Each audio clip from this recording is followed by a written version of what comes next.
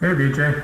How are you? Nice to meet you. Nice to meet you too. Yeah. Lovely to connect with you. It's so amazing to see folks on video. It's almost as close as meeting in person, but Well, I think we've all been through it through the pandemic. I know it changed things, didn't it? And this is kind of the new normal, I feel like. Yeah. Yeah. Yeah. I, I'm a university professor, so I'm used to being on Zoom for classes and everything. Yeah, for sure. oh, that's lovely. So how did you find us? I'm so curious. It was an email somewhere that had a link to your club. And, I'm from Ontario. I'm from Toronto originally. That And is so neat. I love Ontario wines, and unfortunately, the way the LCBO works in Ontario, You know. very few BC wines, but I've always had nice ones from there. So I thought, well, here's a great opportunity. Yeah.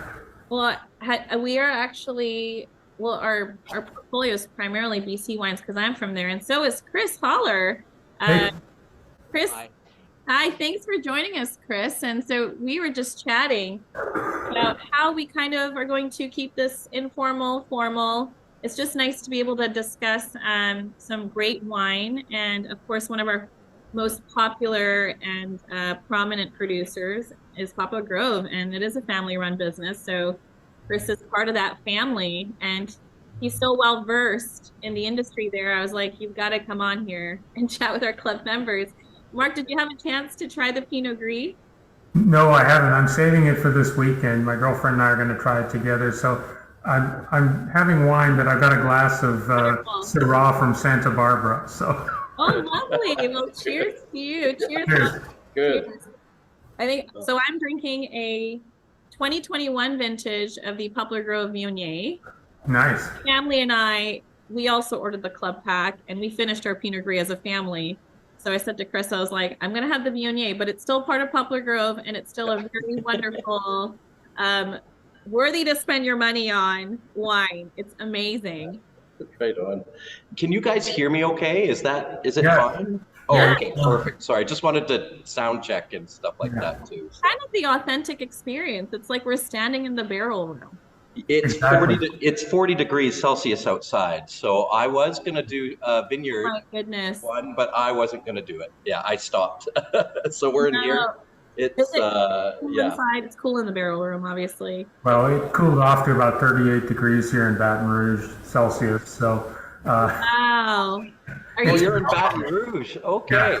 yeah. My best friend used to play for the for your local football team at LSU. The Tigers, really?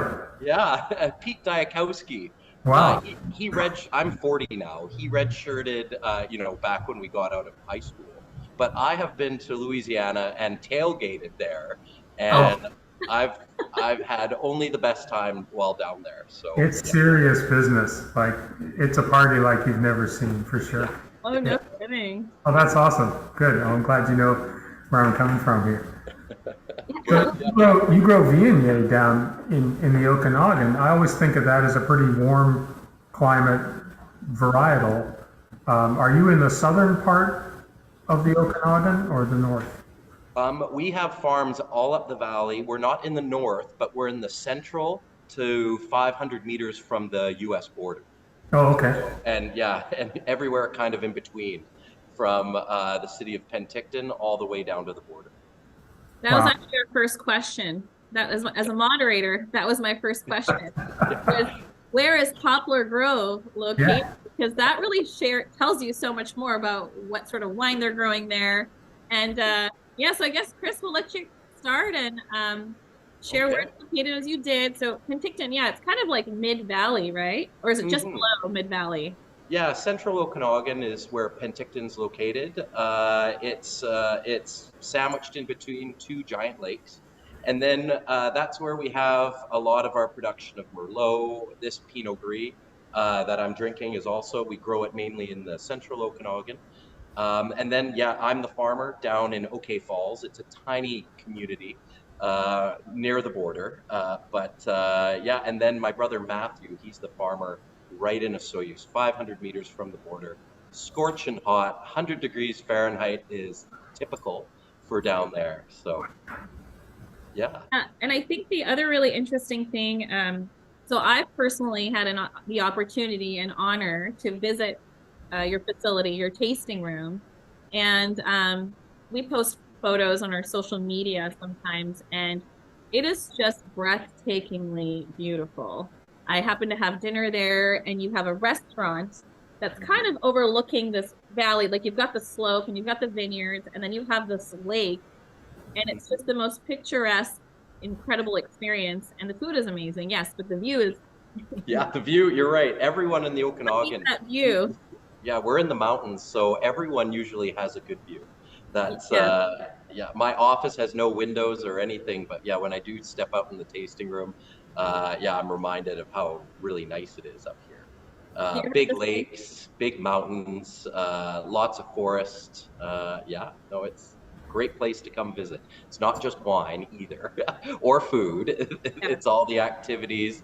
It's yeah, lots of great nightlife in town, great restaurants, world-class mountain biking, mountain climbing, skiing in the winter is just a 45-minute drive away. Fishing, boating, water skiing, beaches, all that stuff. So Yeah. yeah, it's got a lot to offer and Well, a I great tell, exchange rate for the Americans. yes, absolutely. And I tell folks out here sometimes, especially because I'm closer to the Napa region. So, Mark, I'm located out in the Silicon Valley. But when you're in the Silicon Valley, it's a little similar to being in the Okanagan because you've got wineries. I think I've got Testarossa is about a 7-minute drive from my house. So that's one winery. So within Yeah. 20 minutes, I could probably hit up 12 wineries. So it's Wow. similar to the Okanagan. But the best way to describe Okanagan to folks out in the US is if you picture Napa Valley and then you picture like a 50-mile lake that runs down the center.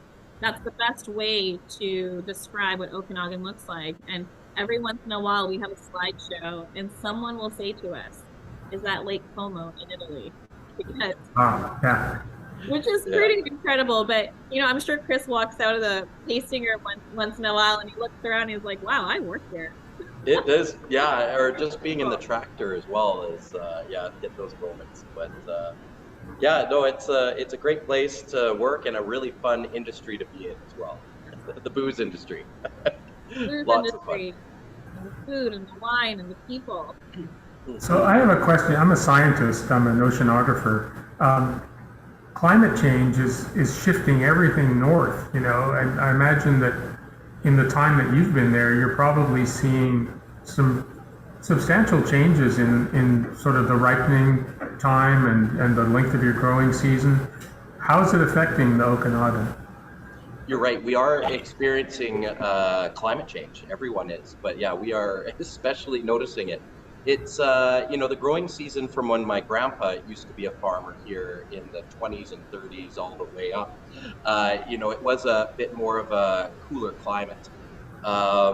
We still had scorching hot days. We still have a lot of sagebrush, antelope brush, the ponderosa pine. That all stays, and that's always been present. But yeah, we're just noticing extremes. So on my farm in 2021, we hit 51 degrees Celsius. That's not just 100 Fahrenheit, that's significantly Oh, higher. yeah. And it stayed there for 5 days. So yeah, so this past winter, we had the coldest freezing event that the valley has experienced since 1989. And we had a lot of winter kill and bud death in the vines and fruit associated with that. So yeah, no, we're noticing some things. With grapes, there are things you can do to help mitigate the effects of climate change. Not so much when we get these big freezing events. There are certain things you can do in the vineyard to help make you more prepared, the plants more prepared for them. We do have frost fans, but those only help by a degree or two. We do have, having a strong plant with deep root systems and a very healthy plant, that's like the best way you're going to get it. Picking your vineyards close to lakes on slopes, that's another thing for the cold and the frost. But for heat, we manage, we don't dump water on the vineyards, but we do give the plants a little bit more water than usual. We don't hedge them. We leave leaves on the fruit to shade the fruit. Yeah, we let the vineyard grow a little ugly in terms of just bushiness to protect it and shade it. What else can we do? Yeah, there's just little things like that that we can help mitigate heat. So, and same thing also too, having a healthy plant with deep trained roots. That's another thing. So yeah, helps in cold, helps in heat, that kind of stuff. So are you going to start planting different varieties? It's kind of looking forward, like No, that's good. The current varieties we have are doing really well. Right on the border, you'll find your Bordeaux's more and your Rhone Valley varietals more. Syrahs, Cab Franc. There's Cabernet Sauvignon, but our growing season here is quite tight. We have the intensity that Sauvignon likes, but we just don't have that long growing season that to ripen it fully. So there are a few sites down south on the border that we have Sauvignon, and it ripens really well on a couple sites, but low tonnage. So maybe we'll get a couple more tons out of those vineyards in the years to come. Neat. What is your production size at this time? We're a 50,000 case winery. So yeah, just shy of 500,000 liters produced. Wow. Well, I know our portfolio ranges anywhere from, 3,500 cases to, I guess, 50,000, maybe the largest producer we have, the Okanagan. Okay, yeah, and on a global scale, that's nothing. There are wineries in California, Australia, France that produce more wine than the entire province of British Columbia. Yeah. So when you visit if you've ever seen pictures or anything, we can't get big up here. We have that big, beautiful lake, occupying a lot of space. And then the mountains are too rocky and the climate just isn't good for grape growing the higher you go up. So you're really necked in this tiny little area, and it's kind of in the northern most growing for vinifera in the world. Right. Yeah. So Okanagan is known as, sorry, go ahead, Chris. Oh, I was just going to say, though, it is such a weird microclimate that we have here. You as the oceanographer will appreciate this. I'm married to a scientist and my dad's a scientist. My wife's a former forensic scientist, non-human biological traces, and then my dad's a chemist. So, in terms of for your specialty, you might appreciate this a little bit more than my wife does. But these big lakes that we have, they're not just wide, they're about 2 miles. Well, you're Canadian, so you'll go by any metric, right? Yeah. And a scientist. So, yeah, 120 kilometers long, 5 kilometers across, and 600 to 800 meters deep. So you really have this beautiful buffer that really helps mitigate climate. You can go into other valleys, it'll get colder, it'll get a bit hotter, but we have this beautiful lake system that stretches through the valley in big, deep lakes. The second you cross the border at Osoyoos, the grape growing industry kind of disappears because you lose that lake system. As you stretch into Washington State, the climate there actually becomes less hospitable to growing grapes because you lose that lake system. So obviously then you improve, you get down into Walla Walla and you get a real wine industry down there. But the first and foremost experts in terms of cold damage, growing in cold prone areas is Washington State University, because they experience cold more than we do up north. So it's those lakes we have to thank. That's really interesting. Does the lake ever freeze? It will freeze across every once in a while, but it's just so big and the current's moving with it, and the wind will come up and it'll just break that ice up by afternoon. It's funny you mentioned Walla Walla. I used to be a co-owner of a vineyard in Walla Walla. Okay. We had about a half an acre and we grew Sangiovese and Syrah there. And so with Walla Walla vintners, but my ex-wife and I broke up and our partners got divorced, and then they put in developments all around the vineyard, and every gopher that was in those fields moved into our vineyard, so it was kind of a mess. Okay. But we had a good run for a while. Okay. How long ago was that, Mark? Oh, that would be probably 2005, somewhere about there. Yeah. Wow. Well, it's interesting how much the wine industry has grown since then. Yeah. Washington, really. I feel like in the last decade, all of a sudden it was beef, but just the whole Pacific Northwest, it just went kaboom. And production just got better too, you know? Chris, where do you sell your grapes? I'm sorry, but like you're just talking about Washington. Everyone knows Washington grapes in the U.S., or it's fairly well known, but not BC. Where are your big markets? We're only 12. The whole BC wine industry is like 12,000 acres. That's it. Wow. So most of our wine, about 90% of the industry is bought and consumed within British Columbia and Alberta. So, really it's just a tiny market that's really focused on domestic because that's where the better margins are. And then focusing on other channels, just kind of out. Sorry, I have two Great Danes at my feet right now.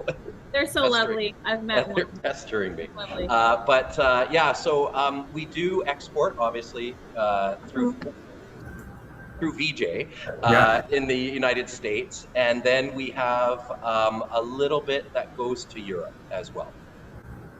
But we are exploring Japan. We're exploring all sorts of different markets. Really, in London, in Europe, sorry. British people hate when I say this because I'm lumping them in with Europeans. But London really is the best European market. They have the most masters of wine in the world in London. They don't mind paying more for great wine, so the margins are nice for the winery. And it's just a really great wine culture there. They appreciate Canadian goods because it's just the Commonwealth. So that's kind of the market we like to be in. My wife's Dutch, so I can say this.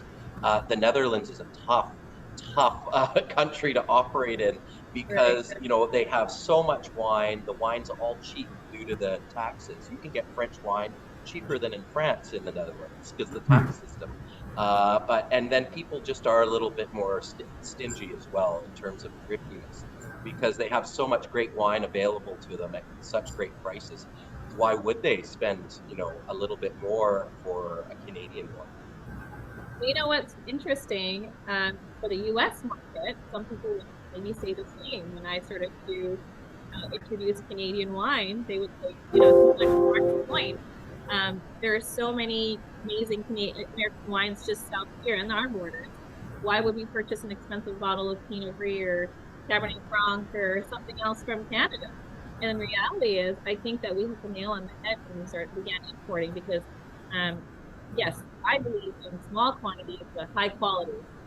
Exactly. And I think that's what we were really able to source. And of course, we worked through the logistics of pricing, and we're pretty strategic about that. Based on my licensing, I was able to cut through some margins and get a better price point than Americans. But I think that's always the first question people ask in the beginning. I would say 5 years ago, but we're 5 years in. $500,000 worth of imports into the country from Canada, which we're pretty proud about. Great. And, launched our club, and I don't think we're going anywhere. I think people understand that we share one border with Canada, and it's just a no-brainer. Of course, we're doing Canadian wines, and we're just a channel to do that. So, it's just how it goes. So who knows? Maybe Dutch folks will change their mind a little bit. Yeah, no. I'm American just talking like a Dutch person would think, but I definitely, whenever I'm over there, I definitely try my best to work it in. It is a different style of wine. It isn't just regular wine that you'll find on the global market. It has a distinctive style. Our cold nights up here really help retain acidity. So there is a brighter acidity in the wine with very ripe notes as well. So, yeah. Well, actually, just to mention, and Mark, I hope it's okay. We're recording this call. Is that okay with you? Yeah. Because it turns out that almost 80% of our club members are from the East Coast. So it's not 5 o'clock everywhere, just here. And as well for yourself. So folks started reaching out to us and said, can we please record this call? And it might end up being that it's just more convenient for folks to sign on when they're ready to have a glass of wine and check into a virtual, because I think so far this one's been so well, and I'm so glad you're here, Mark, because you're asking fantastic questions. You're practically a moderator. Thanks. How are you? I don't want to steal your thunder. You're the one that set this up and made it happen. So. No, this is amazing. You know what? This is why I set the whole company up, because just for moments like this, to be able to chat with another Canadian who lives in the US, where sometimes we feel a little disconnected from home. And when we can, really share in something luxurious like a glass of Canadian wine. I think that's why I started the business. And so I've been looking forward to this moment forever, really.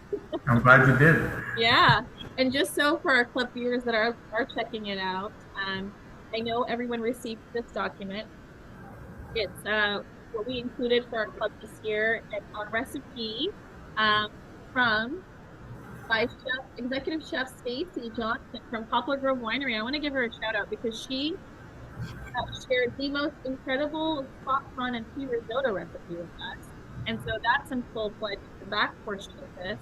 And so every quarter you are receiving a recipe with, and you also get tasting notes online. We'll have 2 virtual tastings a year. Today we're just so lucky to have Chris Holler joining us from Poplar Grove, who I've been working with for quite some time. And we're just going through some questions. And again, if you go through the virtual and you have any questions later, we're always just email me or email us at info@cascadiawine.com, and I'll reach out to Chris. But in the meantime, we'll just continue asking some questions and enjoy this virtual tasting.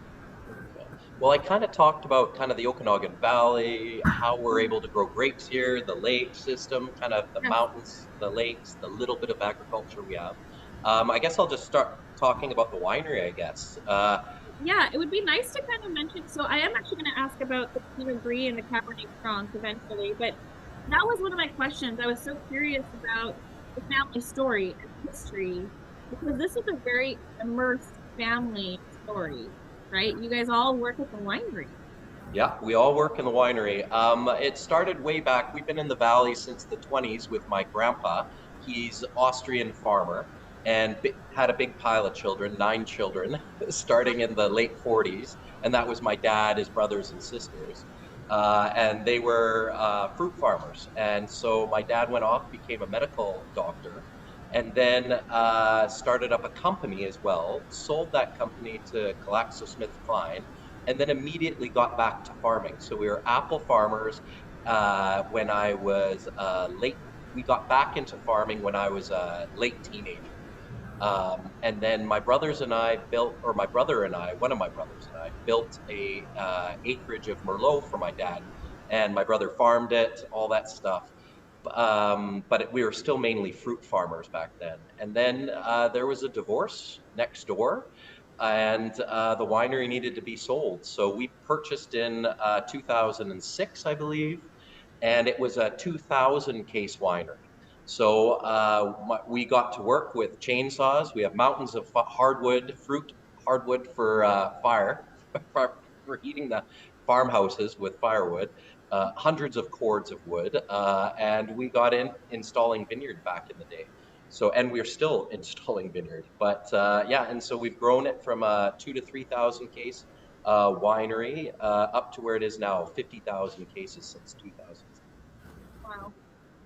So yeah, Poplar Grove is a name of a train station in our area, former train. It's not there anymore, but where the winery originally was. So that's where the name comes from. My brothers and I were still the farmers of the operation, and so is my dad. My mom's still involved, but she's mainly from administration, but she does get out in the tractor and mow, and she helps us out with some tasks as well, still on the farm. But yeah, my brothers and I were the farmers. We farm here in Pinta. I have one, sorry, I'm being pestered. I'll show you what. That's why I got rid of my kids. I was like, I got this, a 5-month-old Great Dane. So yeah, she's very needy. But yeah, so we're the farmers for the operation. My brothers, we all have very distinct roles and areas in which we farm in. So I guess a lot of people ask, how can you farm with your family or work with your family? Well, one thing I guess that maybe helps is that we have very distinct roles and very distinct areas in which we farm in. But also we that doesn't matter too much because we still hang out with each other. We live a couple 100 meters from each other. We all have a pile of kids as well, and they play with each other after work. So it's a very tight family and my brothers and I aren't too different from one another at all. But yeah, that's kind of the makeup. My brother Andrew's the farmer here up in Penticton, in the central Okanagan. He farms about 70 acres, lots of Pinot Gris, lots of Merlot, lots of Chardonnay. I'm the farmer down in Okanagan Falls on a geographical indicator, a sub-geographical indicator called Skaha Bench GI. And yeah, and there I farm Pinot Gris, Chardonnay, Malbec. About 4.5 to 5 hectares of land there farmed. And then my brother Matt, he's the farmer down in Osoyoos, which is the town right on the border. Osoyoos is 70 kilometers south of the winery, but in just traveling 70 kilometers, you get a 2-week longer growing season. You get more heat units within that growing season. So what I'm trying to say is within the growing season, 2 to 5 degrees Celsius warmer every day. You also have a very loose soil down there, which really helps water stress the plants for ripening. So those big Bordeaux, Rhone varietals, not just the longer growing season, the more intense heat, but also those beautiful light soils that drain nicely so we can water stress the plant to force them to ripen fruit. So yeah, so down in Osoyoos, that's where you'll get the Cabernet Sauvignon, the Viognier, the Petit Verdot, Cabernet Franc, a little bit of Malbec down there. And we do have Chardonnay down there in some of the cooler sections of the vineyard. So, well, what's and then our viticulturalist is my brother Eric. He's my baby brother, but the biggest. He's about 260-pound rugby player. Oh, wow. And he's a bit of a farmer as well. He's our viticulturalist. He's one of our assistant winemakers. He's our bottling line manager as well. He's our machinist, our welder, our electrician. If you need a car built, he'll build it for you. Yeah, that kind of thing. So yeah, that's kind of the family makeup and what we do. So.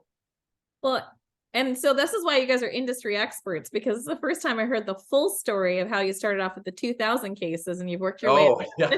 And I'm just kind of sitting here in awe. And I think that's one of the cool things about every time I visit the Okanagan or I listen to the story, when you get really deep into that type of information, it tells you like how much you've built up as a family.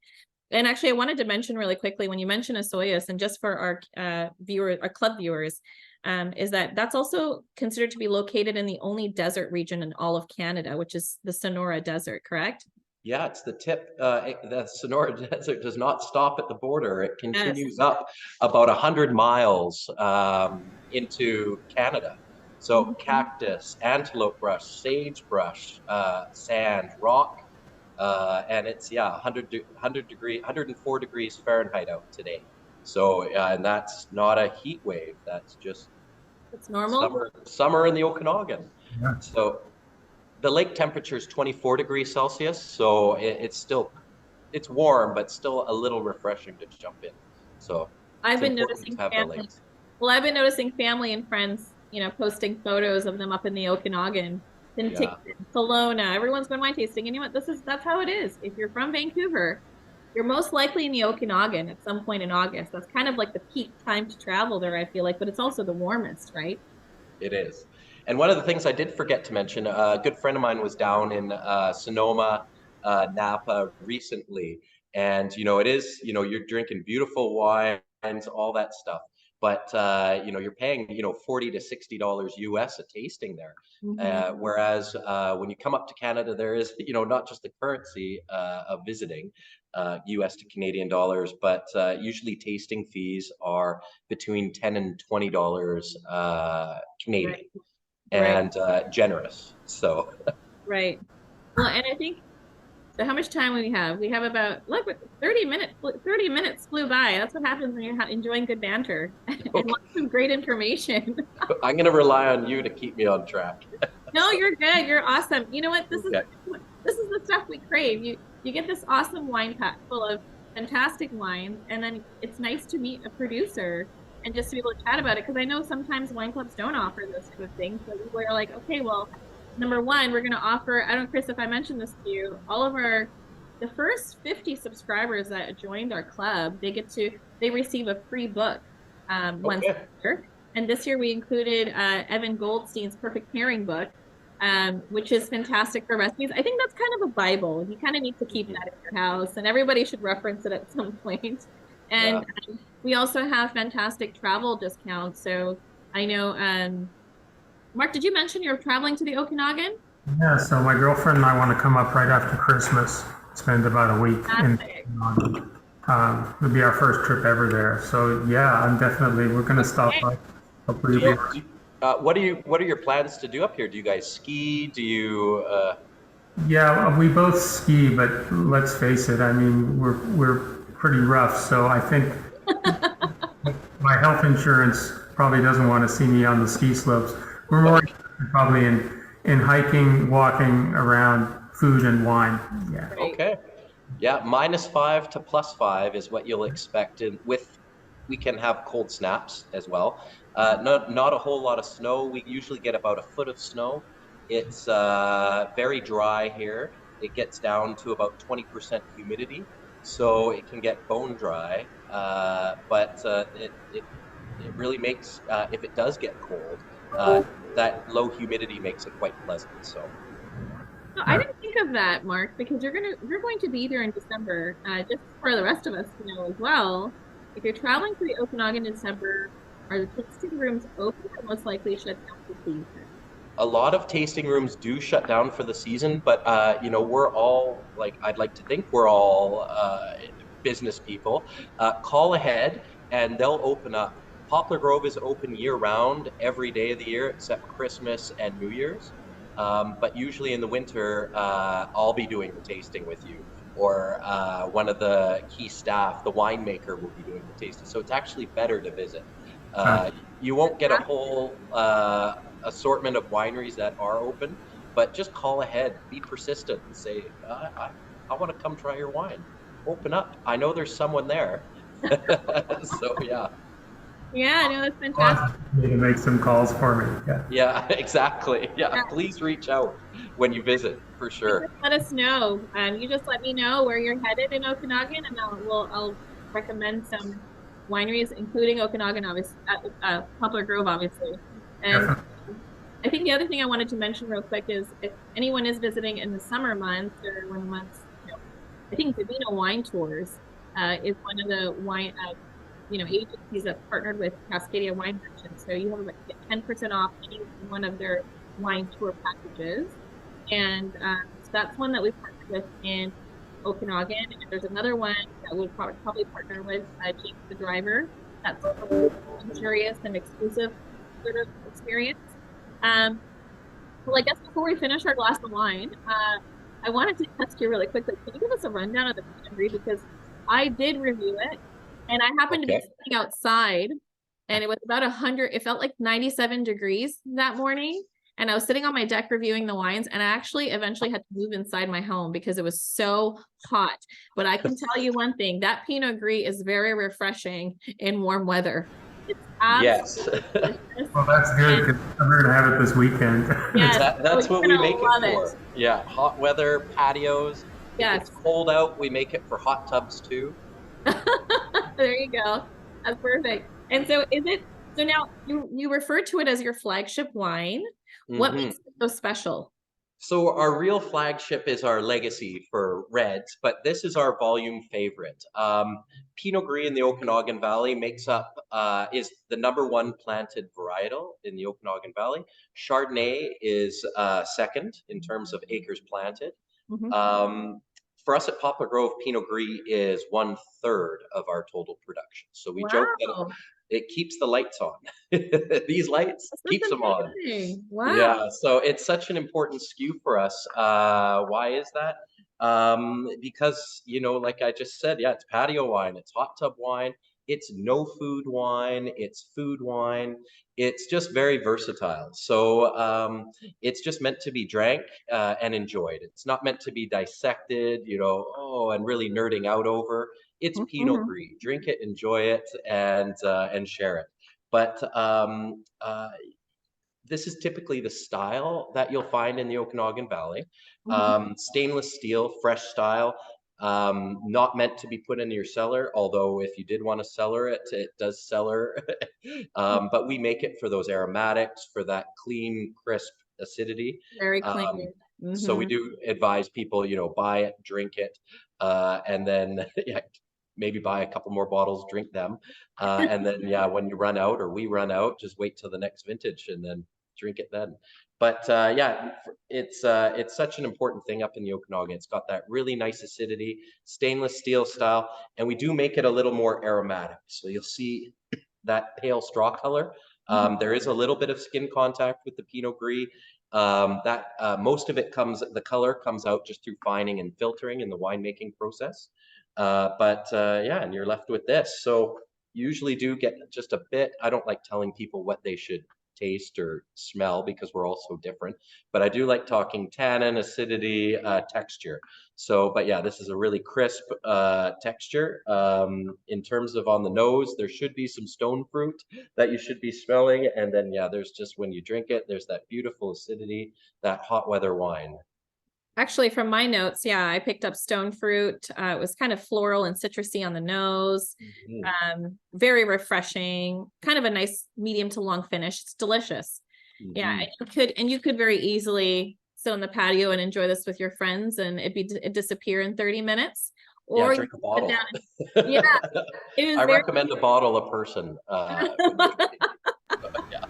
Really, it is really delicious. And you know what? This is exactly why we put it in our very first club pack. I'm so excited that folks were able to experience that, because after this, the next thing we're going to include is, sorry, can you guys hear me okay? Oh yeah, I can hear you very well. Okay, excellent. Sorry, I thought I cut out for a second. We're going to include the Cabernet Franc in one of our club packs. So you can expect the Cabernet Franc from Poplar Grove to be included either in our fall or winter campaign. And so, it's a good time to drink it too. Oh, absolutely, absolutely. And I'll just finish on the Pinot Gris. Yeah, we normally in the Okanagan, it's one of the first main varietals to be picked.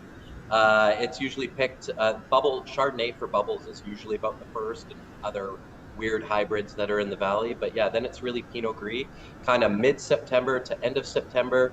It's vinified over the fall and winter, in bottle early February, and then for us it's sold out by December. So it's a 10-month life cycle, sales cycle on it. So it's easy to manage production, and you make an amazing ton of it. And so, so now I understand the flagship, because that was my question. I'm like, why is it so special? And it's nice. It's a little more farmer friendly as well, in terms of you get the crop off a bit earlier. In terms of tons per acre, it produces a little bit more than Chardonnay. So it's just wins for the farmer, wins for the winery, and the customer, right? Also, a nice little thing about Pinot Gris that we notice is it doesn't get bottle shock. So as soon as it goes into the bottle, we're sold out, and we already have customers and restaurants and our sales agency clamoring for it. So it goes right into bottle, and it basically moves onto a truck out to market immediately. Fantastic. So by the pallet load. So it is nice from that standpoint too.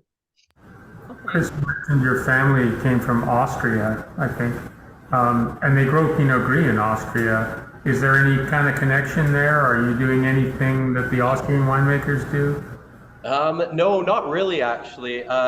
We do, in terms of Austrian varietals that we drink the most, whenever it's asparagus season, we drink a lot of Gruner, Veltliner from Austria. But in terms of the Pinot Gris, it really wasn't a heritage-based. And we're part Scottish too, half Austrian, half Scottish. So we're Hollers. We used to be spelled H-O-E with the dot accent and then L-L-E-R. But my grandpa was here, and then went through World War II here in Canada as a farmer. But he came home one day to all the kids and said, "We're Hollers now. We're anglicizing our Germanic name." And no one speaks German in the house anymore, by the way. We're all speaking English everywhere. But in terms of the decision, yeah, it was just a business farming decision and our personal palate because we do enjoy it. Well, it takes a lot of beer to make good wine, so there's the sky. That it's so true. It's so painfully true. Luckily, we're a town of 37,000 people with a thriving. We've been voted. I've been sucking dust all day, by the way, in a tractor mowing. So I've been fighting off a sneeze for a while. But No judgment. yeah, sorry, I feel like I'm gonna sneeze right now. I'm fighting it. It's okay.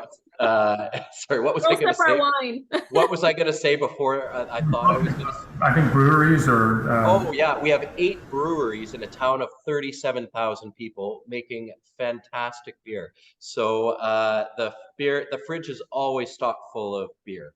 It's also a great palate cleanser after a day of wine tasting. Yeah, especially when we're doing barrel samples and tasting for blending. We'll have to do over 100 plus samples a day. You're spitting, but your tongue is like leather. So a nice cold 5% lager is usually very appropriate at the end for a palate cleanser. Actually, you're not the first winemaker to share that information. I feel like we've heard that from several winemakers. We'll ask them, what goes on during harvest? And they're like, oh, beer. You need Beer a drinking. crack of Yeah. cold beer at the end because so maybe that's why. Yeah, I absolutely. didn't quite understand it until now. Wow. And quite often when you're doing those barrel tastings, those wines are so young and the tannins just are not ready yet. So it is a little tough to taste all those that many of wine all day.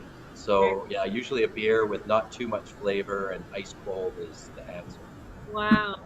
And I think that's really interesting, the barrel tasting experience. I think that's it's such an interesting experience, actually. I know once in a while, wineries will let clients into the barrel room and you're right. This is my favorite room. You walk in through it, the humidity is higher. You get this sense of allspice and smell of the oak. It's truly a sensory, although this is very practical. We're very insulated metal panels. The building itself is not beautiful. It is practical. Right. But when you step into this room, you're just hit with the senses, and it is quite nice. Yeah, I love the overall experience. Go ahead, Mark. There's something about, Wine Thief, taking some wine out of a barrel and you taste it right there. Yeah. You're never going to taste it like that any other way. It's amazing. Absolutely. And because you had vineyards back in 2005, you probably know the experience. Yeah, I remember the first time we got to taste grapes from our vineyard at the winery, and there was a barrel that said the name of the vineyard, and we tasted it. It was like, oh my God, we made this? I can't believe this. I know. Yeah. They made it, but yeah. Wow. Well, sorry, go ahead. Oh, no, I was just agreeing. Yeah, and I think it's your baby. It's a form of art. I was chatting with someone recently. Wine represents so much more than just viticulture and farming and things like that. It's art, it's history, it's culture. There's so much more to it, which is why I think so many people gravitate towards it at some point in their lives, because you start off with drinking a beer or a cooler, and then eventually you gravitate towards dining in a nice restaurant one day and then try a glass of wine, and then you just want to learn more about it. And so that's why I love to dive in. This is why you can dive in and talk about wine the way we do, right? There's so much more to it. Yeah, well. Yeah, and it goes across cultures. It goes across languages. It's one of our oldest kind of inventions is making alcohol. It's amazing. And it's a real global industry enjoyed by everyone from no matter what culture you're from. And you mentioned the Gruner, that you guys like to dive into Gruner Veltliner. Actually, I think our first pub pack, did we include a winemaker's cut Gruner Veltliner? Winemaker's cut. He's one of the few that do it in the valley. So yeah, no. And you know what? Delicious wine. It's really. I would say that's one of the flagships of my portfolio. Okay, we sell through and through with winemaker's cut Gruner Veltliner every year, and maybe it has to do with him being from Slovakia and just his winemaking style. He definitely, he's just very authentic in the way he does things. He's brought whatever he was back home to the Okanagan. That's who he is. And I think that's well represented. And I think he uses Slovenian oak as well. Yes, he does. Yes, he does. And that's why it's so delicious. The first time I tried it, I knew it was going to be something that we imported into the US. And it's more so getting a glass of it in someone's hands versus just talking about it because people don't expect that from Canada. And I think it takes this really incredibly talented winemaker from Slovakia to fly out to Okanagan, build a vineyard, and then make his thing. So he's fantastic. And I think before we lose time, I wanted you to tell us a little bit. See, I've got 3-year-old twins. This is Yeah. what happens when I work with and so when It's you've got very quiet in your house, I must say. it's very quiet, it's very clean. They're over with grandma and grandpa for the afternoon with my husband, and I'll be joining them all for dinner pretty soon. And they're lovely, they're fun, but boy, are they hectic at 3 years old. Oh my goodness. I think I'm losing my hair. Like, Yeah, yeah. great. You've got a few kids. I know. Yeah. And I think we've got about 15 minutes left. This is the most amazing call. I love that we were able just to talk about, not really just go with the flow of the conversation. This is kind of like visiting Poplar Grove and sitting in the tasting room and trying wines with Chris Holler talking to you. This is exactly what that experience feels like. If you visit in the winter, usually, I am in the tasting room. So yeah. But, this is what it feels like, Mark, when I go to Poplar Grove and I sit down in the tasting room, we're just chatting, and even as industry folks, this is the type of information we want to look for. And so when you join a wine club, I think people are very interested in having in-depth conversations about where they're get rid of these puppies one second. Oh, of course. So did you try any of the wines from the pack yet? Just the winemaker's cut Gruner. Oh, you did. Yes, you did. We had it with lobster. It was absolutely spectacular. It's spectacular. I know it is. Really. Well, I think you're also going to think that the Pinot Gris from Poplar Grove is spectacular, as well as the Cabernet Franc, because if you like red wine, and now that I know that it's from the Sonora Desert region, that's what's given its flavor. Actually, the year back in 2020, we had a couple of exciting things that happened, and not so exciting. Of course, the world shut down and COVID hit. We're all sitting inside our homes, but online retail sales took off, especially for us and anyone who's selling wine online. And the most popular wine online that year for us was the Cabernet Franc from Poplar Grove. Okay. And I can't make this up because we had orders coming in, and our largest order for Cabernet Franc from Poplar Grove was $3,000 direct to consumer. And I remember reaching out to Chris and telling him, we are always make sure you put enough Cabernet Franc aside for me. Yeah. Because the quality and just how aromatic and well made the Cabernet Franc is, and the price point, it's just perfect for the US market. So before our call ends, I just wanted you to mention a sliver of information about the Cabernet Franc, which you kind of did, but it is French oak. It is. We use French oak, not because it's the right way, the wrong way. It's just our way. We have very French palates as a family. And so that's what just talking the cooperage, because there is an American, not American oak, but there is an American element to the logistics. But in the French crown forests in central France, all the wood is roughly milled into large dimensional pieces, shipped over to California to the French cooperages in California. There it's refined, milled further, assembled and toasted there. The barrels are fired in California, then they're shipped to us. So that's how we get our French oak. But for Cabernet Franc, it started from the beginning with Poplar Grove. The previous owners, Gita and Ian Sutherland, really had made a name for themselves. It was a garage winery, yes, but what they were doing was making excellent Cab Franc and Merlot. So that's kind of what made them some notoriety. Poplar Grove, the initial notoriety based on, one, Ian making great wine, but two, those varietals. So so we try and carry that on. It's kind of our cult favorite at the winery. We make between 1,800 and 2,500 cases per year in terms of production. And then it's grown by my brother Matthew right on the border in a Soyuz. Just as I discussed, hot hot. But when you're tasting it, you will notice that it does have a nice acidity to it. And it's not just this massive overripe or ripe jammy Cab Franc. It has a nice balance to it. It is still very ripe, you know, the alcohol is still up there, but those cool nights that we get being in the desert and this far north with the lakes and everything really helps retain the nice acidity. But yeah, so in terms of production, we're usually sitting about, I'll put it in American numbers, but usually we're about 3.5 tons per acre down right on the border. Yeah, and it's 100% Cabernet Franc. It gets always picked Halloween. It's a Halloween harvest for us. Oh, that's so cool. Yeah, it's never, it's always just then because we have a very, our Bordeaux varietals at Poplar Grove, the deal is to sit on your hands. An Australian or a California winemaker would kind of pull their hair out and say, what do you mean you sit on your hands? Those grapes, the sugar will go up, the acidity will go down. You'll have a very hot, unbalanced wine, but not in our climate. Around that time of year, it's generally, you know, between 0 and 6 degrees Celsius.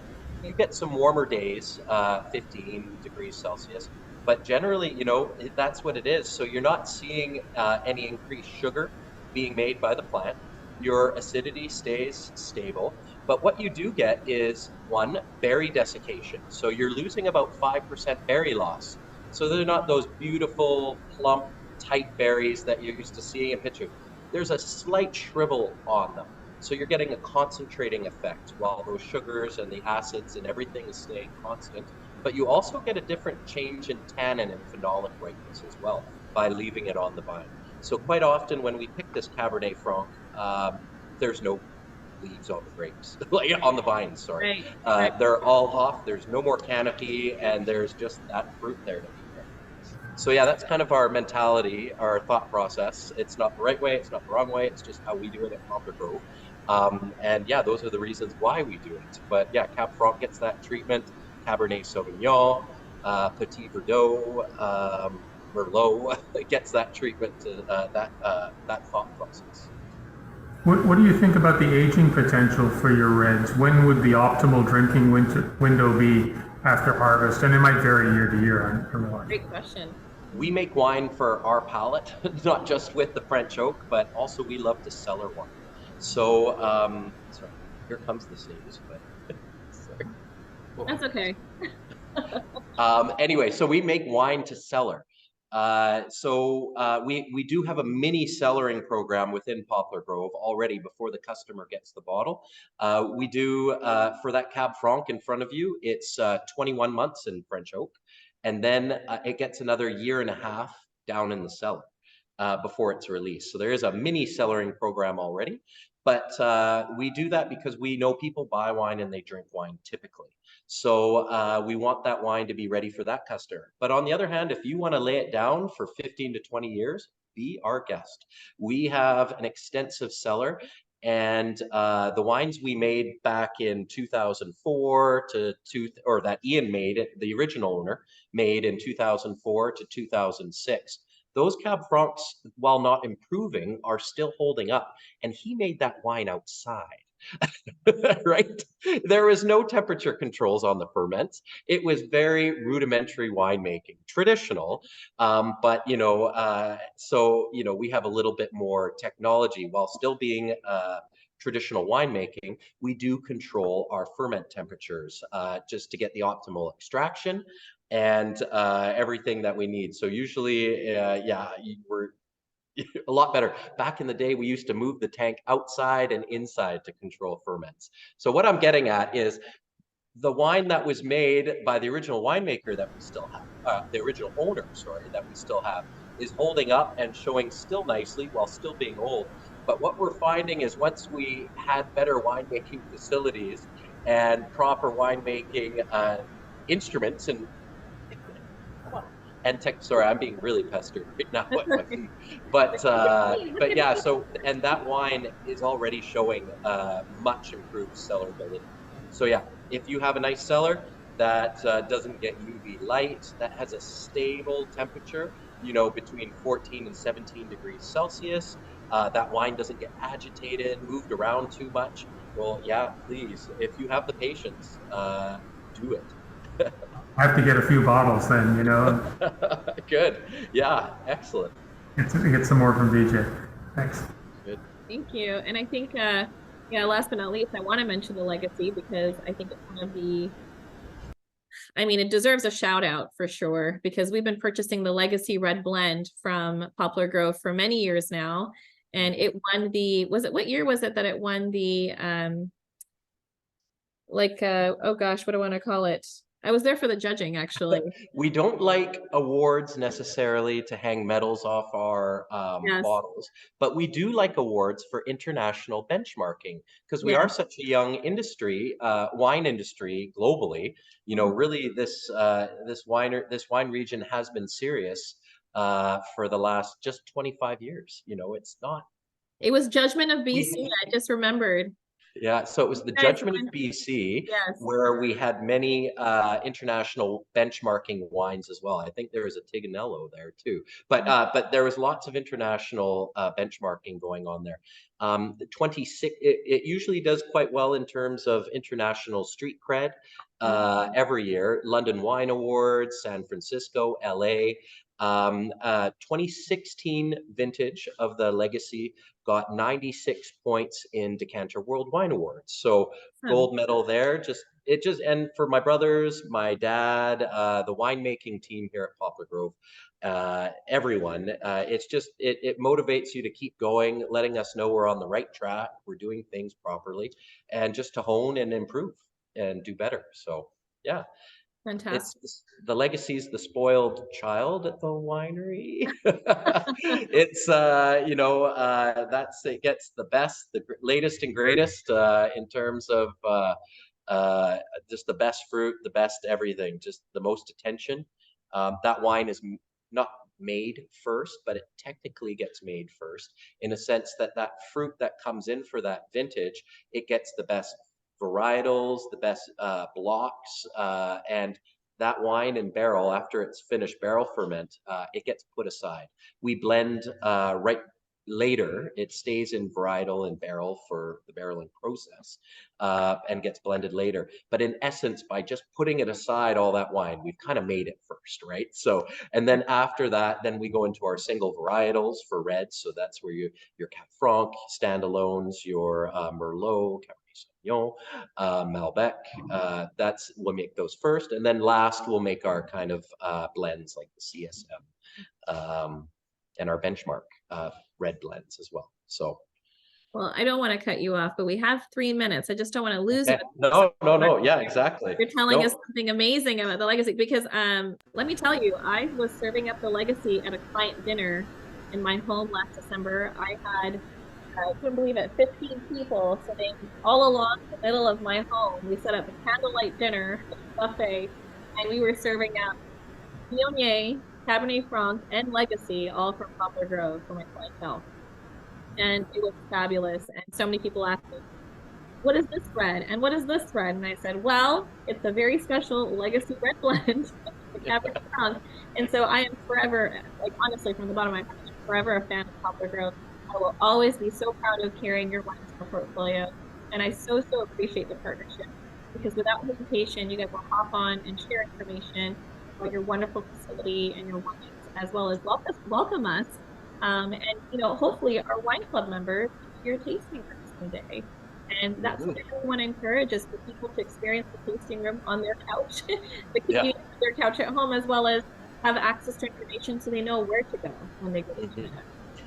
And yeah, please reach out. If you guys are far away, if you're gonna make the energy to come and visit us at Poplar Grove, please reach out to VJ so I can at least try to be in the tasting room and do the tasting for you guys. Absolutely, well, definitely. Looking forward to it. Yeah. Good. Okay. Awesome. Well, so lovely. Thank you, Mark, for joining us, and thank you. I know there were so many folks that wanted to join, but they're going to be tuning into our video online. It's going to be made available on the Wine Club page, as well as it will be emailed to you. So merci for showing up, and we'll stay tuned, and we'll see you guys on the next tasting in December. All right. Thank you. Cheers. Thank Thanks, you so VJ. much, Chris. Thank you so much. Thanks, Mark. Bye. Bye.